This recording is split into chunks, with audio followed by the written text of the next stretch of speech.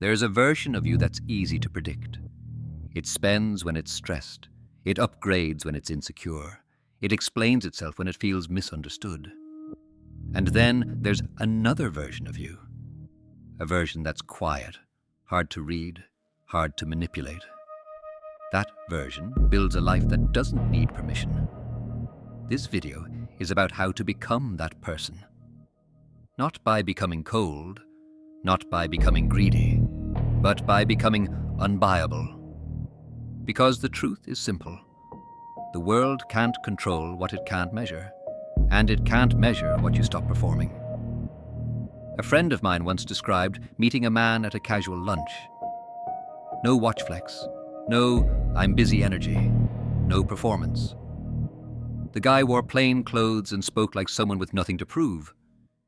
Halfway through the conversation, someone asked what he did. He shrugged and said, "I own some boring things. That's all." Later, my friend found out the boring things were distribution routes, warehouse leases, and minority stakes in companies you've never heard of, that touch your life every day. And here's what hit me. The man didn't look wealthy. He looked free. Not flashy free, not look at me free. Real free. The kind of free you can feel in someone's voice. Most people chase money for comfort, but what they actually want is something deeper. The ability to say no without fear. The ability to leave without begging. The ability to pause without collapse. The ability to choose their life, not just survive it. That isn't a luxury. That's power. And power doesn't come from looking successful. It comes from building a life that doesn't require applause. So if you're tired of feeling behind, tired of proving yourself, tired of running harder just to stay in the same place, good. Because that exhaustion is the beginning of the upgrade. Not the lifestyle upgrade, the identity upgrade. There are two games happening at the same time. Game one is status. You win by being noticed. You win by signaling. I belong. I'm ahead. I'm not the person you can dismiss. It feels good, because status is social safety. But status is fragile. Status requires an audience, and audiences change. Game two is freedom. You win by needing less approval. You win by building options, time, savings, skills, flexibility, leverage. Freedom doesn't photograph well. That's why most people don't chase it until they're forced. But here's the twist. A lot of people who look like they're winning are only winning game one. They're impressive, but they're not free. They're tied to payments, expectations, appearances, reputations. They can't disappoint anyone. They can't slow down. They can't step away. That's not success. That's a polished cage. So the question becomes, which game are you actually trying to win?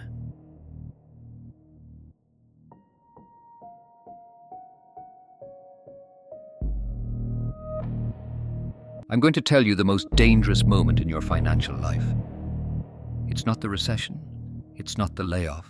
It's not the emergency. It's the moment you finally start doing better. The moment you get the raise. The moment your side thing finally hits. The moment you breathe and think, finally, now I can live. And you can. You should. But this is where the trap opens. Because the world will offer you a deal.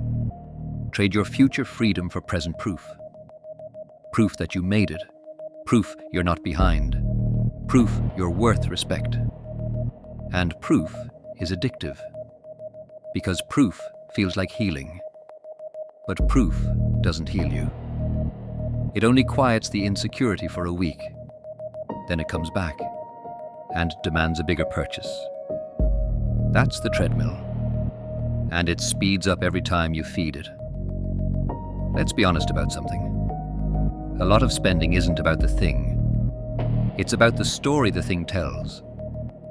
The car isn't transport. It's "don't underestimate me." The apartment isn't shelter. It's "I'm doing well." The brand isn't quality. It's "I belong." And that story can feel necessary if you've ever been dismissed. If you've ever been treated like your work didn't matter. If you've ever felt invisible in the worst way. So you try to become visible in the safest way. You buy visibility. But the system loves that. Because once you attach identity to spending, you become predictable. And predictable people are easy to sell to. Here's the shift. Stop buying things to control how you're perceived. Start building assets to control how you live. That's the motivation. That's the move. I want to give you a concept you can carry. Become unbuyable. Unbuyable doesn't mean cheap. Unbuyable doesn't mean miserable.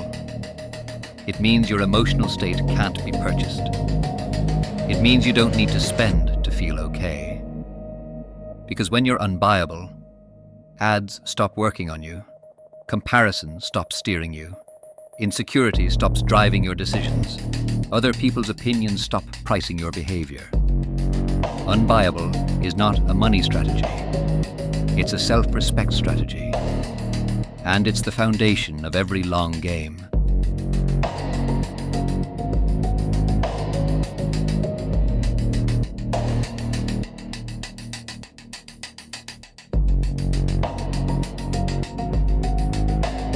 Now we get practical. There's one number that matters more than your income. Your gap. Your gap is the distance between what you earn and what you spend. Freedom grows in the gap. No gap, no freedom. And here's the brutal truth. People don't stay stuck because they don't earn enough.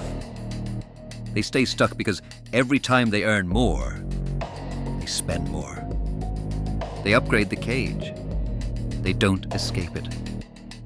So if you want a life shift, you don't start with a fantasy. You start with a gap, even a small one. Because a gap is a vote.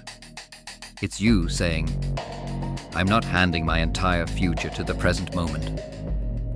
And if you keep voting that way consistently, you don't just get richer, you get calmer.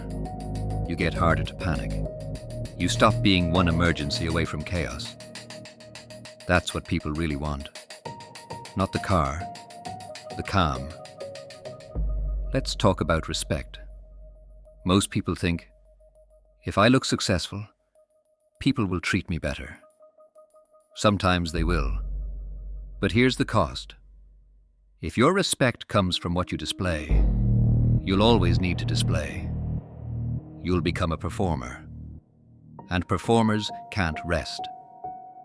So the real question is, do you want respect or do you want freedom? Because freedom doesn't always look impressive. Sometimes it looks like driving the used car, ignoring the upgrade, keeping your mouth shut, letting people assume you're just doing okay. That's a hard ego workout. But it's the workout that buys your life back. And once you start winning freedom, you don't fear disrespect as much. Because disrespect can't trap you anymore. Here are 3 ways ghost builders win. Quietly, without turning life into deprivation. 1, they separate joy from signaling. They spend on what actually makes life better. Health, skill building, time with people they love, tools they use daily. They don't spend on what exists to impress strangers. Their money has a purpose, not a costume. 2, they build durability. They choose things that lower future stress, simple routines, reliable systems, low fixed costs. They don't buy lifestyles that demand constant feeding. 3, they protect their attention. They don't let the world rent space in their head. Because attention is the doorway. If someone controls your attention, they can control your spending.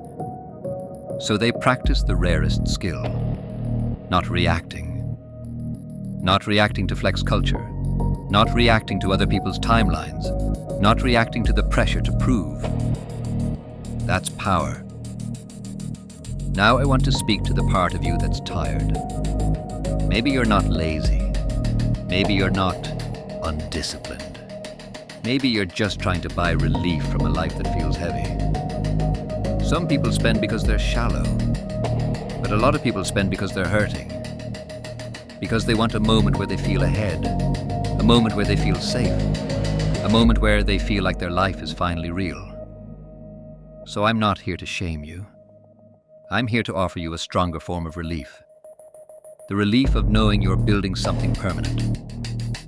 Not a moment, a foundation. Because the moment you start building a foundation, your nervous system changes. You stop chasing the next proof. You start trusting the process. Everyone knows the word compounding, but most people don't feel it. Because compounding isn't exciting in year one. It's quiet. It's boring. It feels like nothing is happening. And that's why it works. The beginning of a long game looks like stagnation to people living in short games. So when you start this path, you will be tested. Not by math, by psychology. Can you keep going when nobody claps? Can you hold the line when people don't understand? Can you stay consistent when the results are invisible? That's the real skill. And if you build that skill, you become dangerous in the best way. Because you stop being a person the world can rush. Here's a simple 5-step plan. Not perfect. Not glamorous, effective. Step 1, choose your game. Write it down. I'm playing freedom, not status. Step 2, create a gap. Start small if you need to, but make it consistent. Step 3, automate the win. Set the gap to move automatically. Dot, savings, investing, debt payoff. Make discipline a system, not a mood. Step 4, spend on what heals you, not what proves you. Buy things that reduce stress, increase health, increase time, increase skill. Step 5, stop broadcasting. Not because you're hiding, because you're building. If you can do those 5 things for long enough, you will wake up one day and realize you're calmer, you're harder to shake, you have choices. And choices are the definition of wealth. Let me leave you with a picture. 20 years from now, you're not in a mansion. You're somewhere normal. And nobody in the room knows what you have. They can't estimate your net worth by your shoes. They can't read your life like a billboard. And that's the point. Because your life isn't a performance anymore. It's a structure, a foundation, a private exit door, a quiet power. You don't need to be believed. You don't need to be validated. You don't need to be seen. You're free. And freedom is loud on the inside. If you want to build that life, start now. Start small. Protect your gap. Win quietly. And become unbuyable. If this helped, subscribe, because the next video is about the hidden cost of keeping up and how to break the comparison reflex permanently.